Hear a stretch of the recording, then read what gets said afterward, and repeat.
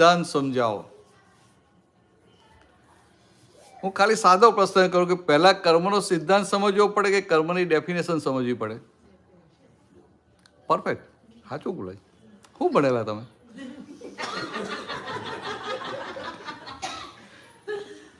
શું ભણેલા?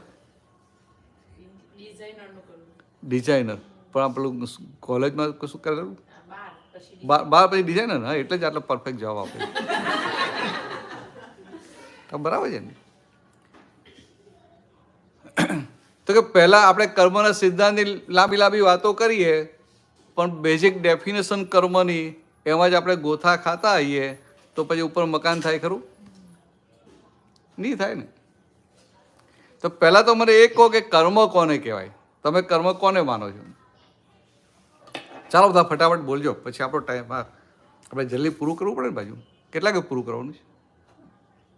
પૂરું 6 વાગે ને? તો 20 જ મિનિટ છે ને, એટલે જા જલ્દી બોલજો. હા, મારે પછી ઓવર ટાઈમ કરો, મને બહુ ના ગમે એમ.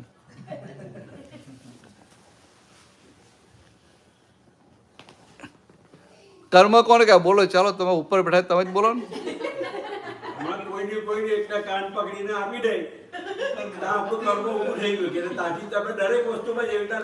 એવું ને, હું શું કહું, કર્મ કોને, ખાલી ડેફિનેશન, સિમ્પલ ડેફિનેશન. હા, બરાબર છે. એટલે આ બેન કહે છે કે ડેઇલી એક્ટિવિટીઝ, એટલે તમે જે કંઈ પણ ક્રિયા કરો છો, હા, એટલે યોર એક્શન ઇઝ યોર કર્મ. બરાબર. પછી આ વધારે આગળ જાય તો એવું કે આ એક્શન ઓફ બોડી, આ સ્પીચ પણ કંઈક કર્મ છે, એવું કહો ને. અને પછી વધારે રિફાઇન કરે તો પછી કંઈક આ મનમાં વિચાર આવે ત્યાં કર્મ છે. બરાબર, આવું જ તમે કહેવા માંગો છો ને? હાલે, એ ડેઇલી એક્ટિવિટી, એ ડેઇલી એક્ટિવિટી દેહની એક્ટિવિટી થઈ, બોડીની એક્ટિવિટી થઈ. એટલે કે આ દેહ, આ બોડીથી જે કંઈ પણ થાય છે એ બધું કર્મ છે, એવું એક છે. તમે બધા શું કહો છો? બોલો જલ્દી, ચાલો. હા, એટલે ચાલો, એટલે કહે છે કે આંખેથી જોવું એ પણ કર્મ કહેવાય, બોડીથી થાય એ પણ કર્મ કહેવાય. એટલે કે બોડીની ક્રિયા અને મનમાં વિચાર આવે એ મનની ક્રિયા થઈ, એ કર્મ કહેવાય, એવું કહો છો ને? બરાબર. ચાલો, તમે શું કહો? ચાલો જલ્દી જલ્દી. તમે ના બોલો બોલો, ચાલો જલ્દી. કર્મ કોને કહેવાય? તમને શું લાગે કર્મ કોને કહેવાય? ચાલો તમે બોલો, ચાલો ને. હા,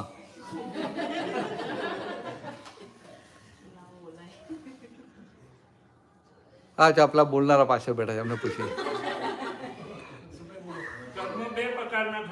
ના, મેં પ્રકાર નથી કીધા, મેં ખાલી તમે મને ગોરબલ ના ફેરવો. મને સીધો જવાબ આપો કે કર્મ કોને કહેવાય? પ્રિસ્કિલાબેન બેઠા છે.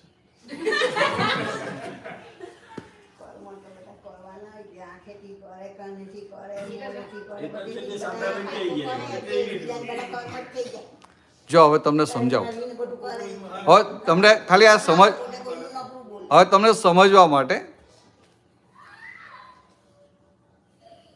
આપણે કર્મની ડેફિનેશન આપણા પ્રમાણે આપીએ તો ચાલે ખરી કે કૃષ્ણ ભગવાન પ્રમાણે આપવી પડે? કર્મની ડેફિનેશન કૃષ્ણ ભગવાને ગીતામાં આપી કે ના આપી? એટલે કૃષ્ણ ભગવાનની રીતે કર્મ સમજવું પડે કે આપણી રીતે ચાલે? કૃષ્ણની રીતે સમજવું પડે ને. હવે કૃષ્ણ ભગવાને સિમ્પલ શબ્દ વાક્ય પ્રયોગ છે, કર્મણ્યેવાધિકાર રસ્તે માં ફલેસુ કદાચન, છે કે નહીં? એનો અર્થ શું થાય? કર્મ કરવાનો તારો અધિકાર છે અને કર્મ ફલમાં તારો અધિકાર નથી. અધિકાર એટલે શું કે તારો કંટ્રોલ છે. જ્યાં કર્મ છે ત્યાં તારો કંટ્રોલ છે, અને જ્યાં કર્મ ફળ છે એટલે કે પ્રારબ્ધ કર્મ છે ત્યાં તારો કોઈ કંટ્રોલ, કોઈ સે નથી. બરાબર? ક્લિયર? આટલું તો એક્સેપ્ટ કરો ને. આ હું નથી કહેતો, આવું કૃષ્ણ ભગવાને કહ્યું છે. બરાબર? હવે પ્રિસ્કિલાબેન, તમે આજે આ સત્સંગમાં આવ્યા, કેમ ના ભૂલા પડ્યા? તમે કેમ ના આવ્યા? તમને કોઈ કીધું ને? કોને કીધું? હા, મામીએ કીધું. ચાલો, બરાબર છે. એટલે મામીએ કીધું એટલે તમે આવ્યા. બરાબર ને? હવે મામીએ કીધું ને તમે આવ્યા, પણ તમને ઇન્ટરેસ્ટ પણ છે ને? બરાબર? તમને ઇન્ટરેસ્ટ છે ને તમારી ઈચ્છાથી આવે ને, એટલે તમને શું લાગે કે ભાઈ હું સત્સંગમાં ગઈ, લાગે કે ના લાગે? બરાબર છે. બાકી મને ના ગમતું તો ના જાત એમ. એટલે તમને લાગે કે આ સત્સંગમાં જવું એ મારા કંટ્રોલમાં છે, એટલે મારું કર્મ છે. જે આપણે ક્રિયાને કર્મ માને ને આખા દિવસની ક્રિયા. હવે તમને હું સમજાવું કે તમારા કંટ્રોલમાં ક્યારે કહેવાય કે ફેવરેબલ સંજોગો ભેગા થઈને તમારાથી થાય અને ફેવરેબલ સંજોગ ભેગા ના થાય ને ના થાય, તો બંને સંજોગોમાં તમારી થાય તો એને કર્મ કહેવાય. આ તો ફેવરેબલ સંજોગ ભેગા થઈ જાય, અનુકૂળ સંજોગો ભેગા થઈ જાય અને થઈ ગયું. આ તમને મામીએ કીધું, તમે ફ્રી હતા, આ ટાઈમે તમે ફ્રી હતા, તમને ઇન્ટરેસ્ટ હતો, તમને મામી માટે હતું કે મામીએ કીધું એટલે મારે આવી જવાનું છે, એટલે તમે આવી ગયા. બરાબર. પણ ક્યારેક એવું એ બને કે તમારી આવવાની લાખ ઈચ્છા હોય, પણ હમણાં ખબર પડે કે ભાઈ આ ચાલો બીજી તો વાત જોવા તો, બીજા બધામાં તમે એક્સક્યુઝ કાઢશો, તમે તૈયાર થઈને બહાર નીકળો છો અને એકદમ સ્લીપ થઈ ગયા અને પડ્યા અને એટલું બધું દુખે છે કે નથી બેસાતું કે નથી સુવાતું, તો તમારી લાખ ઈચ્છા હોય તો એ સત્સંગમાં આવી શકો ખરા? સમજાય? એટલે કે સત્સંગમાં આવવું એ તમારા હાથમાં છે? હાથમાં નથી. સમજાય? બધા સંજોગ ભેગા થાય ત્યારે અવાય. ત્યારે બીજી રીતે વાત કરું, સત્સંગમાં ના આવવું હોય એ તમારા હાથમાં છે? હા રે, જો ન દાખ હવે તમારે સત્સંગમાં નથી આવું, ચાલો મામીએ તમને કીધું તમારે આવવું નથી, પણ પછી તમને અંદર દેખાય ખરું હું નહીં જઉં ને મામી નારાજ થઈ જશે, એટલે પછી અથવા તમારા કોઈ ફ્રેન્ડે કીધું, અથવા એની સાથે ફ્રેન્ડશીપ એટલી બધી છે કે તમે એને ચોખ્ખું જ કહો છો કે ભાઈ જો તને ખબર છે મને સત્સંગમાં ઇન્ટરેસ્ટ નથી, એટલે કે કંઈ પાર્ટી માટે મને કહેજો, હું આવી જઈશ, પહેલાં આવી જઈશ, પણ તો આમાં મને બોલાવીશ જ નહીં. તો ભાઈ તમારી ફ્રેન્ડ શું કહે, ના ના પણ આજે તારે આવવાનું જ છે, એટલે તો ભાઈ તમને શું થાય કે હું નહીં જાઉં ને મારી ફ્રેન્ડને ખરાબ લાગશે, એટલે ઈચ્છા ના હોય તો આવો કે ના આવો. એટલે પાછા શું થોડુંક કરે, નાટક કરે, એમ થોડા મોડા જાય, પાછળ બેસે, પછી છેલ્લે કંઈ કામ બામ કરો ને સેવા તો એમાં જતા રહે એમ. પણ આવવું પડે ને, ઈચ્છા ના હોય તો આવવું પડે ને, ઈચ્છા નથી તો આવવું પડે, માટે કર્મ કહેવાય, કર્મ ફલ કહેવાય. સમજાય? એટલે આ તમે સત્સંગમાં ઈચ્છાથી આવો છો કે અનિચ્છાએ આવવું પડે છે, એ બંને શું કહેવાય? કર્મ ફલ. આ ખાલી આખી વાત સમજો.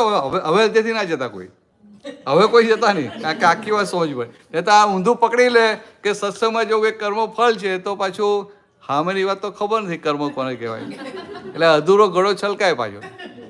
અધૂરું જ્ઞાન બહુ પ્રોબ્લેમેટિક, બહુ હાનિ કરે.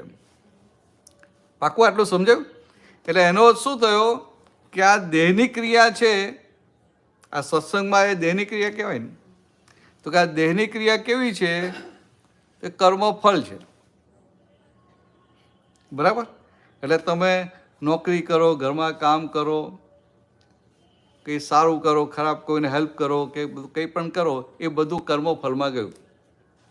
બરાબર? હવે આપણે આગળ વાત કરીએ, વાણી. બોલવું તો તમારા હાથમાં જ છે ને? તમારા હાથમાં નહીં? હા, તમારા હાથમાં. તમારે જે બોલવું હોય ના બોલો. હા, પણ હમણાં કે આ બહેનોની પાર્ટી હોય, બરાબર, હવે બધા કે આપણે બધા ભલે ને એક ગામમાં આવીએ કે બધા એકબીજાનું નેચર ફાવતો થોડો હોય, ડખા થતા હોય ને, થાય ને? હા, અથવા હવે ના કહેતા, હવે ના કહેતા, હવે ના કહેતા, પણ ડખા થાય ને. હવે તમારે કંઈ આમ હોય, બહેનોની પાર્ટી હોય, કિટી પાર્ટી હોય ને જવાનું હોય, તમને ખબર છે પેલી આવવાની છે ને, જો ફાવતું નથી, પણ આજે તો એને આવે ને એને બરાબર મોઢા પર ચોપડાવી દો, એને કટ ટુ સાઇઝ કરાવે, એવું આપણે નક્કી કહીને જઈએ, કટ ટુ સાઇઝ કરી નાખું. પણ ત્યાં જઈને બધા બેઠા હોય ને બીજા બધા, ત્યાં હારી બત્તી ફાટે ને બોલાય જ નહીં. એવું બને કે ના બને? બને કે ના બને? નક્કી કર્યો તોય ના બોલાય. અને કોઈ વાર આપણે એવું નક્કી કર્યું કે આ જઈએ છે ને, આ વાત નીકળે તો મારે એક શબ્દ બોલવો નથી, પણ જે પેલી વાતો નીકળે ભાઈ ચાલ્યું ને, તો આપણે રહેવાને કૂદી પડાય અંદર. એટલે સમજાવું કે બોલવું તમારા હાથમાં નથી ને ના બોલવું પણ તમારા હાથમાં નથી. એટલે વાણી એ શું કહેવાય? કર્મ કહેવાય, કર્મ ફલ કહેવાય. કે તમારા માં ફલેસુ કદાચ, કર્મને વાધિકાર હસ્તે માં ફલેસુ કદાચ, એટલે કે કર્મ કરવાનો તારો અધિકાર છે. પેલા કે બોલવાનો અધિકાર છે, પણ આ સમજ્યું ને કે બોલવાનો અધિકાર નથી ને ના બોલવાનો અધિકાર નથી, એટલે વાણી પણ આખું કર્મ ફલ કહેવાય. પછી ત્રીજું એવું મન, કે મનમાં વિચારો આવે, મનમાં વિચારો આવતા હોય એને બંધ કરાય? આ કોઈ અપમાન કર્યું હોય અને પછી રાતે અંદર મનમાં ચાલ્યા કરતું હોય, લાખ પ્રયત્નો કે ને સુવાના, પણ મન બંધ જ ના થાય, હુવા જ ના દે. તો કે આ મનના વિચારો બંધ કરવા એ આપણા હાથમાં નથી ને તમારે કે હારા હારા વિચાર કરવા ને તો થાય. એટલે મનના જે વિચારો છે ને એ પણ આપણા કંટ્રોલમાં નથી. એટલે એનો શું, મન એ પ્રારબ્ધ કર્મ થયું. તો ખરેખર મન એ શું છે, પાછલા જન્મનું આપણે લઈને આવેલા છીએ, અને એ લઈને આવેલું મન અત્યારે ખાલી થાય છે, એક્ઝોસ્ટ થાય છે. એટલે એક પછી એક એમાં વિચાર ફૂટ્યા કરે. એટલે મનને કહે ને કે બંડલ ઓફ થોટ્સ, એટલે એક પછી એક વિચાર, એ વિચાર આમ જ નથી ફૂટતા પાછા, પણ અહીં આવ્યા હોય ને, અહીં તો બેઠા હોય તો જુદી જાતના વિચાર આવે. પછી હમણાં જમવાનો ટાઈમ થઈને ઊભા થાય તો જુદા વિચાર જ ના આવે, બદલાઈ જાય ને. જમી લીધા ભાઈ જમવાના વિચાર આવે ક્યારે?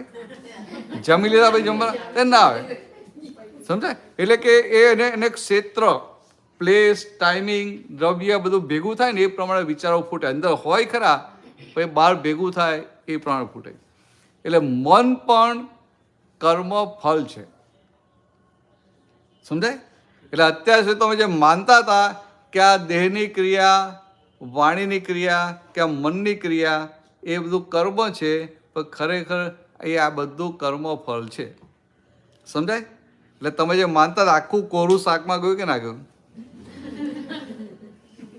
સમજાય? આવું સાંભળ્યું છે, આખું કોરું શાકમાં ગયું? એવું ગુજરાતીમાં એવું કે આખું કોરું શાકમાં ગયું. એટલે મોટું પમ્પકિન હોય ને, આખું શાકમાં નાખી દીધું. નથી ખબર નહીં એવું? પહેલાંના વખતમાં લગ્ન થતા ને તો પેલું ઘરે જ પેલું રસોઈને બોલાવે ને પછી શું રીંગણ બટાકાનું શાક મોટે ભાગે હોય એમ. પહેલાંના વખતમાં 40-50 વર્ષ પહેલાં પછી લાડુ હોય કે બુંદી હોય એવું બધું હોય એમ, સ્ટાન્ડર્ડ જ હોય. અત્યારે જે બધી વેરાયટીઝ ના હોય. તો જેને ત્યાં લગ્ન હોય ને એના નજીકના સગા હોય ને પછી ત્યાં જાય તો શાક સમારવા માટે.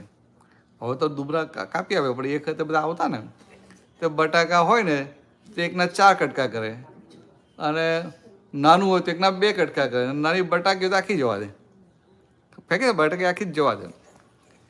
પણ એટલે કે નાની બટાકીઓ તો આખી જવા દે, પણ પેલું પમ્પકિન હોય તો આખું શાકમાં નાખે. ખ્યાલ આવે? તો કે આ શું થાય છે, આ કર્મ ફળને કર્મ કહીએ એટલે કેટલી મોટી ભૂલ, તો કે આખું કોરું શાકમાં નાખ્યું હોય એવી મોટી ભૂલ થઈ. પણ કોને સમજાય?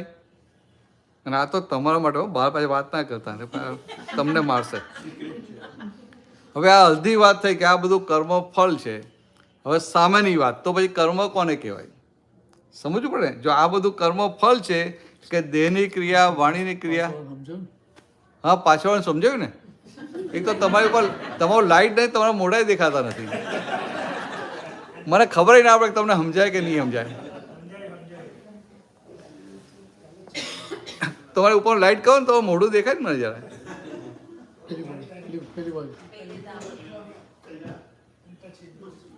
હા બસ એની બંધ થઈ ગઈ, પણ જો એક બંધ કરી દીધો.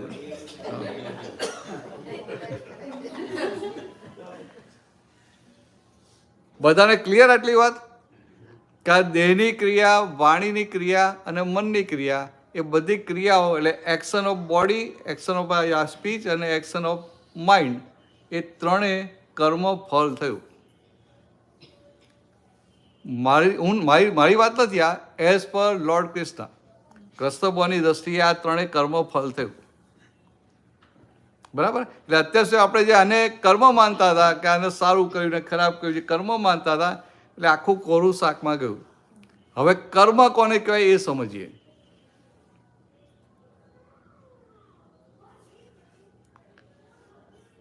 આ આપણે અહીંયા તો કોઈ મહેમાન આવે ને તો ફોન કર્યા વગર કોઈ આવે નહીં એમ, એટલે મહેમાન જ ના કહેવાય ને. મહેમાન એટલે અતિથિ ને, અતિથિ, તિથિ બતાવ્યા વગર આવી ટપકે એને અતિથિ કહેવાય. પણ ઇન્ડિયામાં તો અતિથિ આવે કે ના આવે? ઇન્ડિયામાં આવી જાય. હવે એમાંય ઓછું થઈ ગયું પણ આવી જાય ને. એ ખાલી એક દાખલો આપું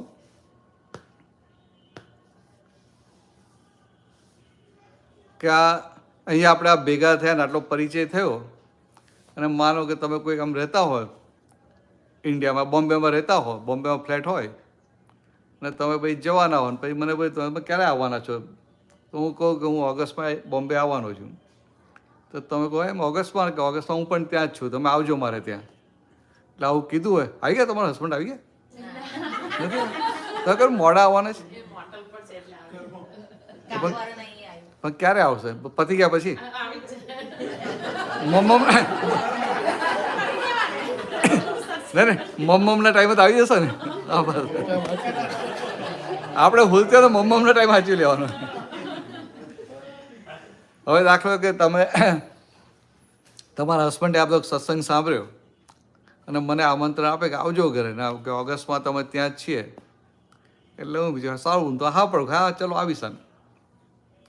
પછી ઓગસ્ટમાં હું બોમ્બે આવ્યો, મારે બીજા દિવસે પાછું નીકળવાનું છે. તો હું વિચાર્યું ચાલો કે આમ જે અમને ત્યાં જઈ આવીશું.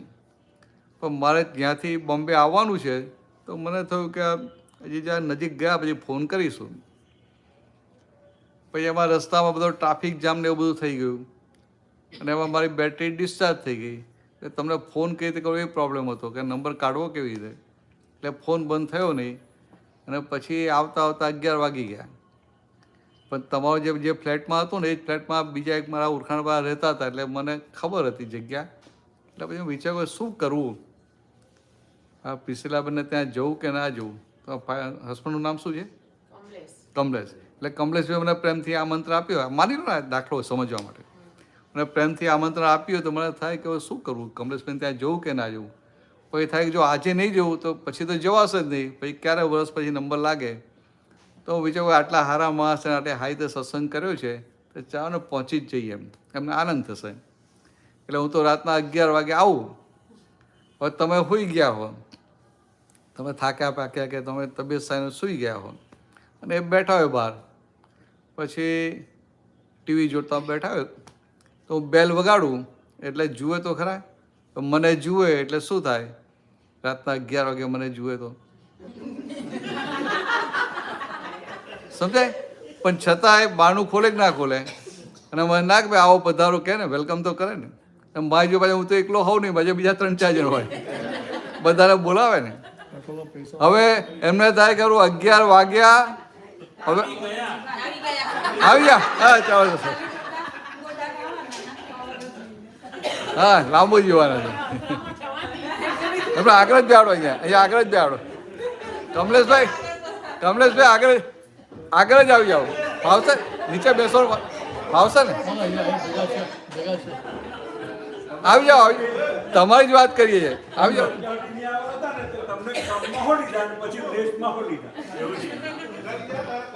અહીંયા ખુરશી ખાલી છે. ચાલો કમલેશભાઈ, અમે વાત કરતા હતા, તમારી જ વાત કરતા હતા. હા, અમે કર્મ અને કર્મફળની વાત કરતા હતા. એટલે એમાં પછી દાખલો આપતો હતો કે આ તમે તો મોડા આવ્યા, પણ તમે વહેલા આવ્યા ને બધો સત્સંગ સાંભળ્યો હોય ને તમને થાય, તમને આનંદ થાય, તમે કોને ભાઈ તમે આવો ઇન્ડિયા તો આવજો ઘરે. તમારો બોમ્બેમાં ફ્લેટ હોય, 2 બેડરૂમનો ફ્લેટ હોય, એ તમે બોમ્બે ઓગસ્ટમાં ગયા, હું ઓગસ્ટમાં ત્યાં આવવાનો છું. તમે એડ્રેસ, ટેલિફોન નંબર બધું આપ્યું છે. પછી હું વિચારું કે જ્યાં નજીક જઈએ પછી ફોન કરીએ. એમાં રસ્તા પર ટ્રાફિક જામ ને બધું હોય ને એમાં મોડું થઈ જાય ને મારી બેટરી ઉતરી ગઈ મોબાઈલને. તમને ફોન કઈ રીતે કરું, ફોન કેમ કંઈ નહીં કરું. એટલે પછી હું શું કરું કે કંઈ નહીં, ચાલો તમે જે એડ્રેસ આપ્યું ત્યાં બીજા મારા પરિચિત રહેતા હોય, એટલે જગ્યા તો જોયેલી, હું સીધો આવી જાઉં. આવીને 11 વાગે બેલ વગાડું, તમે મને જુઓ તો તમને શું થાય,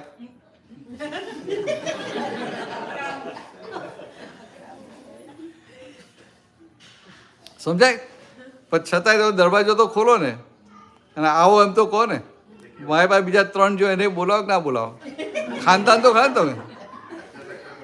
હા, હવે તમે બોલાવો, અમે બેસીએ, પછી આ તો સૂઈ ગયા હોય, પાછા પિસલાબેન તો સૂઈ ગયા હોય, થાક્યા પાક્યા સૂઈ ગયા હોય.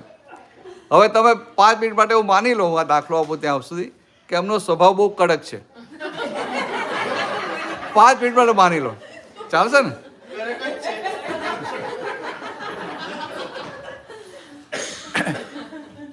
હવે તમને થાય કે આનો સ્વભાવ તો કડક છે, આને જ અંદર ઉઠાડવા છે કે જાતે જ પાણી આપી દેવા દો, તમે જાતે જ પાણી આપી દો. પછી ધીરેથી આમ જ્યાં ગભરાતા પૂછાય ખરા કે ચા પીશો એમ. એટલે હું વિચારું કે રાતના 11 વાગે અત્યારે ક્યાં ચા પીવી. એટલે હું કહું ના મારે ચા નથી, હમણાં ચા નથી પીવી. એટલે અમને એવી ઠંડક થઈ, હાશ બચી ગયા. સમજાય કે હાશ બચી ગયા. પછી હું ધીરેને મને થાય કે આટલો આપણે સત્સંગ કર્યો, આટલા ક્લોઝ આવી ગયા છે, તો હું ધીરેને કહું કે અમારું તો જમવાનું બાકી છે, આ રસ્તામાં ટ્રાફિક જામ છો ને અમે બહાર અમે જમતા નથી બહારનું. એટલે આ પિછલા મને ઉઠાડો ને કંઈક આમ સરસ આમ સિમ્પલ કાં રોટલી શાક કે કઢી ભાત એવું ખીચડી કઢી કંઈક બનાવી દો એમ. તો શું થાય તમને? આનો સ્વભાવ તો કડક હોય એકદમ. અમને ઉઠાડવા જાવ તો એ તો ઉપરથી ગુસ્સો કરે એવા હોય, પણ હારું ધર્મ સંકટ આવી જાય ને. એટલે અમે બહાર જતા તો હોટલમાં લઈ જાઓ, પણ આ તો આવું કશું થાય નહીં. એટલે જઈને ન છૂટકે અમને ઉઠાડવા પડે. તો ઉઠાડો એની સાથે શું થાય પહેલા? હા શું બોલો બરે, શું બોલો? હા શું બોલો શું તમે પણ? હા હા શું છે, શું છે ને શું છે અત્યારે? એટલે પછી કમલેશભાઈ કે ભાઈ પેલા ભરતાનજી આયા છે ને કે હજી કે તમે આવ બહાર એમ. તો તમને તો એવા થાકેલા કંટાળેલા હો ને, તમે કે ના હું તો એટલી થાકે હું બહાર નથી આવવાની, તમે જે કરવું એ કરો એમ. એટલે પછી પેલા અમે છૂટકો નહીં, એટલે કે ભાઈ આયા તો છે પણ એના માટે રસોઈ બનાવવાની છે. એટલે તમારી તો ભાઈ કમાન બરાબર છટકે, તમે જેને તેને આમંત્રણ આ બાજુ બોલાવી લાવો છો, તમારે જ્યાં લઈ જાઓ ત્યાં લઈ જાઓ, હું તો બહાર નથી આવવાની કે. હા એટલે આ સમજે ખારું હવે કરવું શું, પણ એવા ધર્મ સંકટમાં આવી જાય તો એ કંઈ કાચી માયા છે, એ કાચી માયા ના હોય. એટલે એમને ખબર પડે કે આ દુખતી નસ કઈ રીતે દબાવી. એટલે ધીરે તમને શું કે હું તો કે મારા ફ્રેન્ડને ત્યાં જમવા લઈ જઈશ, પણ પછી આ લોકો ફરી આ કયું ગામ છે? હા હા એટલે મને રોનક કહેते હા સર જે રોનક. એટલે ભાઈ તમે શું કહો, એટલે એ શું કે તમને કે ફરી આ રોનક આવશે ને તો પછી બધાને એવું કહેશે કે ભાઈ અમને ત્યાં ગયેલા ને તો ભારે ના અમને જમાડ્યા નહીં, તો તારું ખરાબ દેખાશે, મારું ખરાબ નહીં દેખાય. એટલે પછી કેવો કરંટ લાગે, કેવો કરંટ લાગે કે ના લાગે? થાકી ગયેલા હોય ને તો ફટ લઈને ઊભા થઈ જાય, પાછા બહાર આવીને બહુ પ્રેમથી વાત કરે ને, જય સચ્ચાન એમ પ્રેમથી વાત કરે. પણ અંદર શું ચાલે બધું અંદર? હા અત્યારે અડધી રાતે ક્યાંથી મુવા સમજાય? હવે મેં કહ્યું ખાલી ભાખરી શાક બનાવજો, પણ તમે હવે ભાખરી શાક બનાવો કે હવે રાતના 11? હા એક્ઝેક્ટલી. એટલે આ પ્રિસિલાબેનનું સારું દેખાય એના માટે તાકાત ના હોય ને, થાકેલા હોય તોય બધું બનાવે.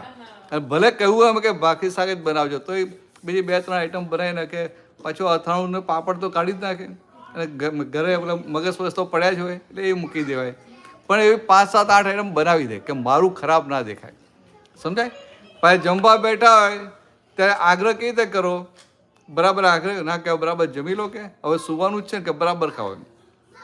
પણ અંદર તો કેટલું ઘમસાણ ચાલતું હોય, અંદર આખું યુદ્ધ ચાલતું હોય કે સારું આ હા હા અંદર એવું ચાલે કે આ લોકો કંઈ મેનર જેવું છે કે નહીં, અડધી રાતે આવી ટપકે છે. અને આવી ગયા તો ભાઈ કહેવાની ક્યાં જોયું કે અમે નથી ખાધું એમ, ઉપવાસ કરી લેવો તો બધું ચાલે કે ના ચાલે? હવે આ તો બધું અંતસ્કરના લેવલે ચાલે છે ને, મનના લેવલે. એટલે મેં આપણે શું વાત કરી કે આ મનની ક્રિયા પણ કર્મફળ છે. એટલે આ કર્મફળ જ થયું ને, આ કર્મ ના થયું. આવું અંદર ઊંધું ચાલે છે ને એ કર્મ ના થયું, કર્મફળ જ થયું. પણ હવે તમારી સત્તા ક્યાં છે સમજાવો, તમારો કંટ્રોલ. આ પ્રિસિલાબેનને અંદર બધું ઊંધું ચાલતું હોય તો એ વખતે તમે એના મન જોડે વાત કરી શકો કે ના કરી શકો? પોતાની જાત સાથે વાત તો થાય કે ના થાય? એટલે આપણે ના કહીએ કે ભાઈ આ તમને આટલું બધું તોફાન અંદર ચાલી રહ્યું છે, પણ આ તો કહ્યા વગર આવી ટપક્યા એટલે અતિથિ કહેવાય. અને આપણે તો આર્ય કહેવાય. આપણા આર્ય સંસ્કાર શું છે? અતિથિ દેવો ભવ. એટલે આવું આપણે મનને સમજાવીએ તો મન સમજે કે ના સમજે? એટલે મન જ્યાં ખૂબ પોઝિટિવ ચાલતું હતું, પણ તમારી સિગ્નેચર નેગેટિવ ચાલતું હતું, સિગ્નેચર પોઝિટિવમાં થાય કે ના થાય? એન્ડોર્સમેન્ટ પોઝિટિવમાં થયું ને. તો ક્યારેક કર્મનો હિસાબ એવો ભારે હોય ને કે તમે મનને ગમે એટલું સમજાવો ને તો મન એગ્રી ના થાય. ત્યારે મને શું કહેવાનું કે what you want to do you do it, I don't agree with you. સમજાય? મનથી છૂટા પડે પણ હું તારી સાથે એગ્રી નથી. તો શું થયું કે મન જે નેગેટિવ ચાલે છે એમાં તમે સહમત નથી, એટલે તમે સહમત ક્યાં છો? પોઝિટિવમાં. હવે આ વસ્તુ તમારા કંટ્રોલમાં ખરી કે નહીં? સમજે? આ વસ્તુ 100% તમારા કંટ્રોલમાં છે. અને કૃષ્ણ ભગવાને શું કહ્યું? જ્યાં તમારો કંટ્રોલ છે ત્યાં નવું કર્મ છે. હવે તમે જુઓ, અત્યાર સુધી આપણે ક્રિયા અને બહારનું દેખાય ને આનું સારું દેખાય એના માટે બધી મહેનત કર્યા કરતા હતા. કર્મફળના ભાગમાં, પ્રારબ્ધના ભાગમાં મહેનત કર્યા કરતા હતા. અને જ્યાં અંદર બગડી જાય છે ત્યાં તો આપણે જાગ્રત જ નહોતા. એટલે કૃષ્ણ ભગવાને બીજી જગ્યાએ કહ્યું, યા નિશા સર્વભૂતાનામ તસ્યામ જાગૃતિ સંયમી. એટલે કે જ્યાં આખું જગત સૂઈ જાય છે ત્યાં સંયમી જાગે છે. પણ હું નાનલો હતો ને ત્યારે હું 7મા હતો ત્યાં સાંભળેલું. તો મને શું વિચાર આવ્યો કે આપણે રાતના મોડા સુધી જાગીએ અને સંયમી વહેલા સૂઈ જાય એટલે આપણે જાગતા હોય ત્યારે એ હોઈ જાય, અને સવારે આપણે મોડા ઉઠીને વહેલા ઉઠે એટલે આપણે ઊંઘતા હોય ત્યારે જાગતા હોય. પણ આ મેં તમને કર્મ અને કર્મફળની વાત કહી ને તો તમને સમજાશે કે આખું જગત ક્યાં ઊંઘે છે? પ્રારબ્ધના ભાગમાં, કર્મફળના ભાગમાં. મારું ખરાબ ના દેખાય એ ભાગમાં જાગે. અને જ્યાં નવું કર્મ બંધાય છે ત્યાં ઊંઘે કે ના ઊંઘે? અને સંયમી કેવા હોય કે નવું કર્મ બંધાતું હોય ત્યાં જાગ્રત હોય અને કર્મફળના ભાગમાં ઊંઘતા હોય. સમજાય વાત આખી? એટલે આ તમને જો સમજાય ને તો તમારા માટે this can be a turning point of your life. કારણ કે અત્યાર સુધી કર્મ શું છે જ ખબર નથી એટલે ઊંધા ઊંધા કર્મો બાંધ્યા કરતા હતા. પણ હવે તમને આ સમજાયું એટલે ક્યાંય અંદર પર નેગેટિવમાં જતું હોય તો એને ફેરવીને પોઝિટિવ કરાય કે ના કરાય, અથવા એની સાથે ડિસએગ્રી થવાય કે ના થવાય? સમજાય? તો કે આ તમને હાથમાં ચાવી આપી એટલે હવાથી આજ સુધી જ્યાં પણ નેગેટિવમાં એન્ડોર્સમેન્ટ થઈ જાય, સહી થઈ જાય, સહી બદલીને પોઝિટિવમાં કરી દેવાની. ફાવશે? એટલે તમારા નવા કર્મો બધા પુણ્ય કર્મ થશે. અને પુણ્ય કર્મ થાય એટલે સુખ આવે કે ના આવે? તમારે સુખી જ થવું છે ને, એટલે આ વચ્ચેની ચાવી આપી દીધી. હવે બીજી રીતે વાત કરું, આનો તમને એક્ઝામ્પલ જરા વધારે આપું. આ કમલેશભાઈ આને બંધ કરવાનો ટાઈમ થઈ ગયો ને, એવું છે ને? એવું નથી ને? હા, તો 10 મિનિટ લઈ લો.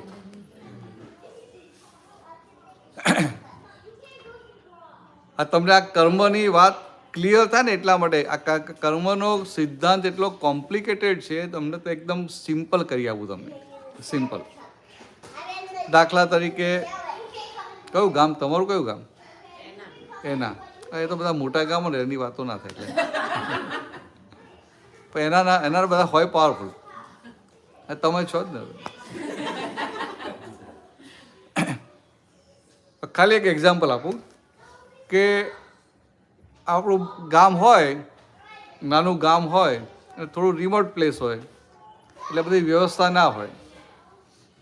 એટલે ગામના લોકો વિચારતા હોય કે આ જો 10-12 ગામના બધા છે, બધા સ્કૂલે નથી ને આ બધું નથી ને ગવર્મેન્ટ કંઈ કરતી નથી, કે આપણે કંઈક સારી સ્કૂલ બનાવીએ.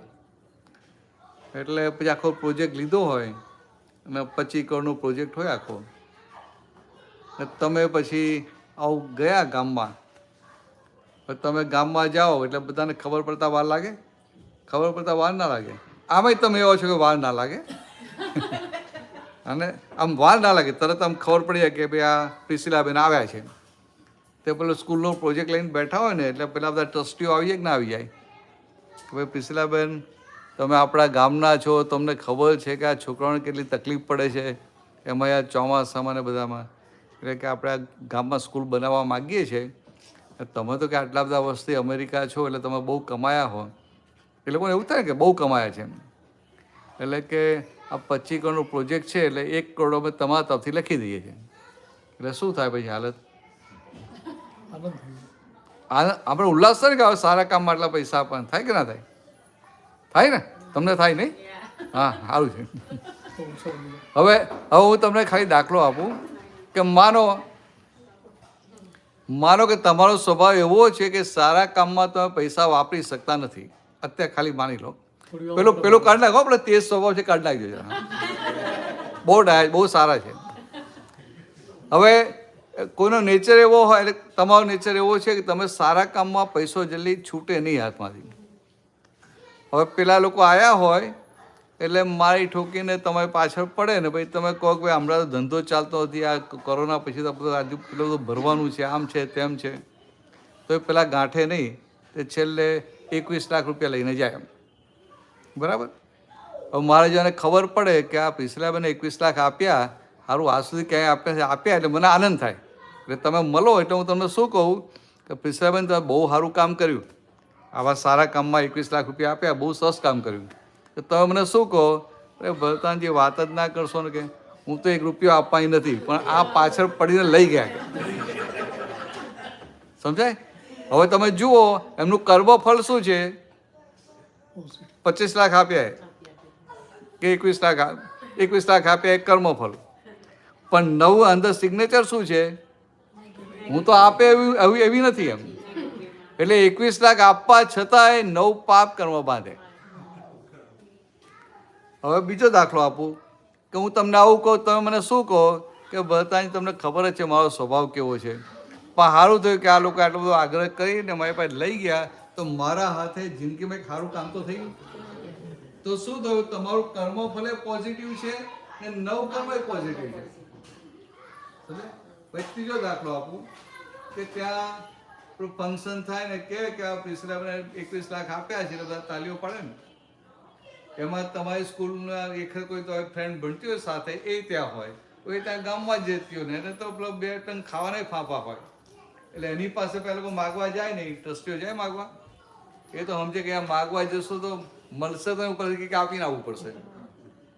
પણ એને ખબર પડે કે આ મારી ફ્રેન્ડે આવા 21 લાખ રૂપિયા આપ્યા, તો એને અંદર શું ભાવ થાય, સારું મારી પાસે પૈસા નથી, મારી પાસે પૈસા હોય તો હું પણ આવા સારા કામમાં આપત. તો એનું કર્મફળ નેગેટિવ છે, પણ 9 કર્મ કેવું બાંધે, જ્યાં 21 લાખનું ડોનેશન આપ્યું હોય એવું. ખ્યાલ? ને ચોથો દાખલો આપો, એ તમારી ફ્રેન્ડ તમને શું કહે, અરે પ્રિસિલા તું કેવી મૂર્ખ છે, અમેરિકામાં રહે છે, તને ખબર નથી પડતી, આ તો બધા તારા પૈસા લીધા પણ કશું કામ કરશે નહીં, બધા પોતાના ખિસ્સામાં નાખશે. તો કે આ શું થયું, તો કે એનું કર્મફળ તો નેગેટિવ છે, પણ 9 કર્મ નેગેટિવ બાંધે. સમજાયું?